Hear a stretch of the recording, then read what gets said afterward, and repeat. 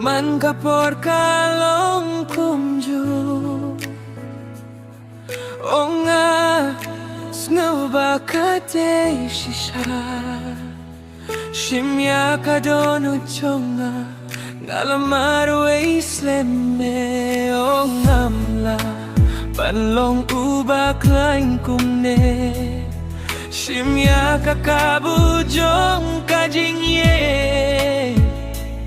Shimya kadonu jonga Ngadon kamya pishibun Emdon porbangan late no Sheri sheri lady Dang yaidling bagi jingya kandu Jinggim Kajingyet kadona kabapi Shemya kas ngabya kadonu jumfi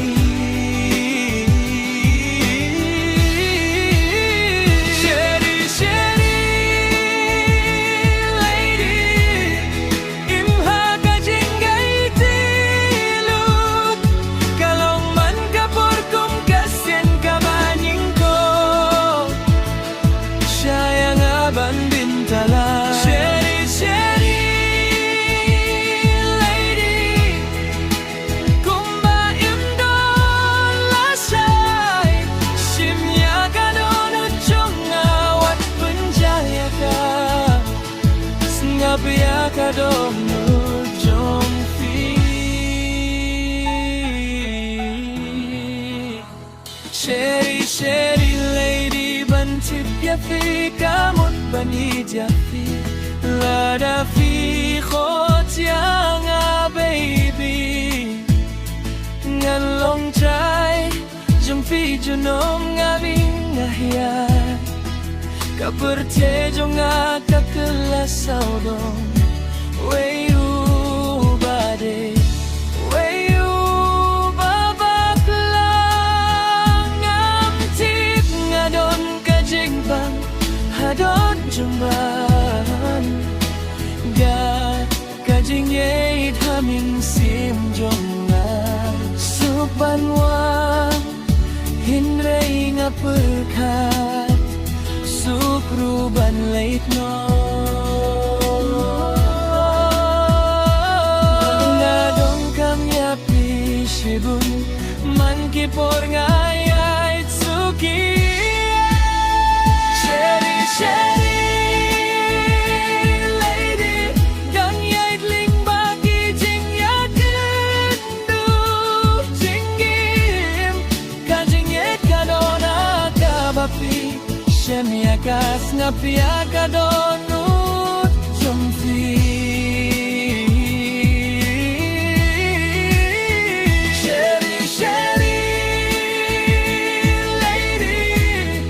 Imha kajingay tilut Kalong man kapor kong kasyan kabanying ko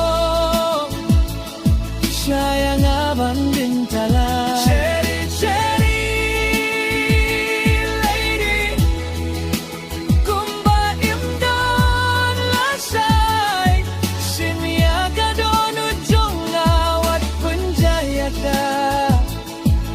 Napia kadonu jong fi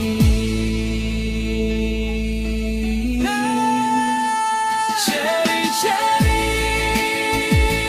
lady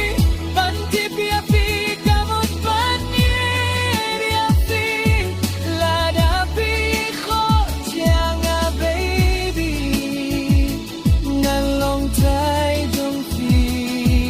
no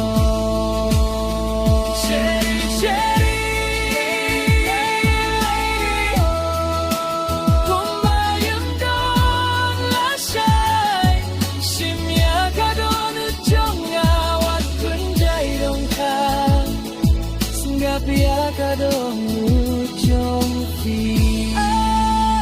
Ceri ceri lady Bantip ya fi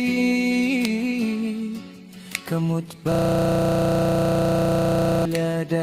fi